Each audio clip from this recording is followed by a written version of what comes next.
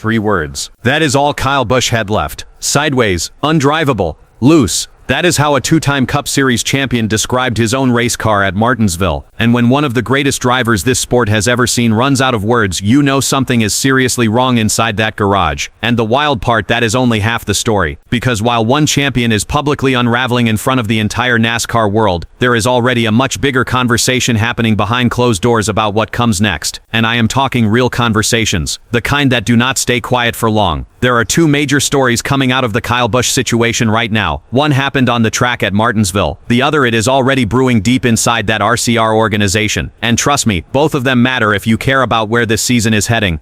So before we break it all down, if you're a real NASCAR fan who lives for this stuff every single week, do me a favor, hit that like button and subscribe to NASCAR Dispatch. And if you love honest, passionate NASCAR talk from real fans, you're in the right place. Now let's talk about what just happened. News number 1. And this is the one that has the entire NASCAR garage talking right now. Martinsville qualifying. Saturday, Kyle Busch posts the 34th fastest lap, his worst starting position of the entire 2026 season. Reporter asks him what happened. 3 words. Sideways, undrivable, loose. Reporter asks if the car can be fixed before Sunday. No telling, and he walked away. That is it. That is all. From a 2-time Cup Series champion, 63 career wins, one of the most decorated drivers in NASCAR history, 3 words and a walk-off, and I am telling you, everyone in that garage felt exactly what that moment meant. Then Sunday came, and it got worse. Busch went a lap down on lap 46. Before that, on his team radio, he exploded. More rear brake. Give me drive off. Let me drive the goddamn car. Then lap 88. Green flag pit stop. Loose tire flies off his car. Rolls straight into Connor Zilich's door. NASCAR hit him immediately. Tail end penalty. Sent to the back. Again.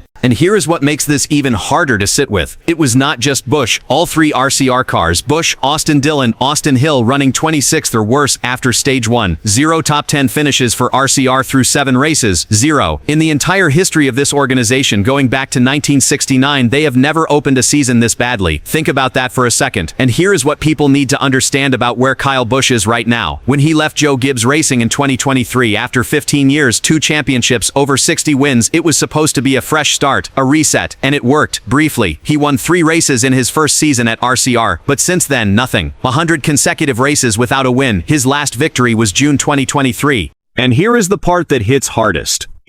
Kyle Busch has talked openly about wanting to race alongside his son Brexton someday, about the dream of a father and son both on the same NASCAR track at the same time. A dad who wants his boy to watch him win, not qualify 34th, not go a lap down before halfway, not walk away from reporters with 3 words and nothing else. Win. Imagine carrying that dream and watching it feel further away with every single Sunday that passes without answers. That is not just a performance story. That is a father's story. That is a legacy story. That is one of the most painful things you can watch in this sport. As a fan, that hits harder than any stat ever could. Now, that's where news number 2 comes in.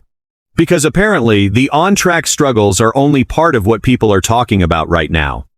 NASCAR veteran Rick Mast on his Mastcast podcast did not hold back. He said something that stopped a lot of people cold. First time I've seen that whatever type of attitude from him. When he had that little press conference, it was not good. It reminded me of the old Kyle Busch. And that just naturally starts the rumors. And Kevin Harvick on speed with Harvick and Buxton went even further. This is a contract year for Kyle Busch, and I'm a little worried as to how this whole thing ends with Kyle Busch and RCR. They just don't have the speed. You can see the frustration. 2 major NASCAR voices. Both saying the same thing. Both pointing at the same reality. Now let me be completely clear. Richard Childress Racing has made no official statement about any driver changes. Kyle Busch has not requested a release. Nothing formal has been announced or confirmed at any level. What we have are observations from people who know this sport and this team deeply. Nothing more, nothing confirmed. But here is what we do know for certain. This is a contract year. The results are historically bad. The frustration is publicly visible, and trusted voices are openly saying they are worried about how this ends. When Rick Mast says the attitude is reminding him of the old Kyle Busch, that is not nothing. That is someone who knows this paddock saying what others are only thinking. Is this something Kyle Busch and RCR can fix before this season slips completely away? Or is Martinsville the moment that everyone looks back on as the beginning of the end of this partnership? As a fan, I will say this. I want to believe the comeback is still possible. I want to believe Bristol changes everything. But right now, the evidence is pointing in one direction. and it is getting harder to ignore. And all of this is happening while Tyler Reddick keeps making history. 4 wins in 7 races, running away from the entire field. Every team in that garage asking, what do we need to do differently? For RCR, that question has never felt more urgent or more personal. Bristol Motor Speedway is next.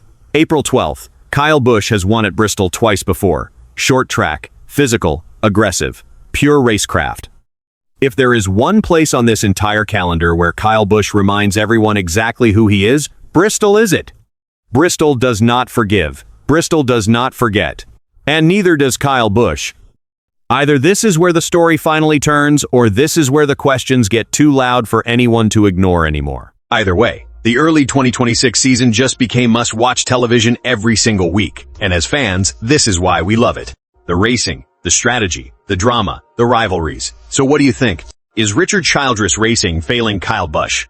Or is this a situation where both sides share the blame? And can Busch finally end that 100-race, winless streak at Bristol? Drop your thoughts in the comments. Let's talk about it. And if you love passionate, honest NASCAR coverage like this, make sure you like the video and subscribe to NASCAR Dispatch. If you are the kind of fan who watches every lap, argues about strategy, and cares about this sport the way we do, you belong here. I'll see you in the next one.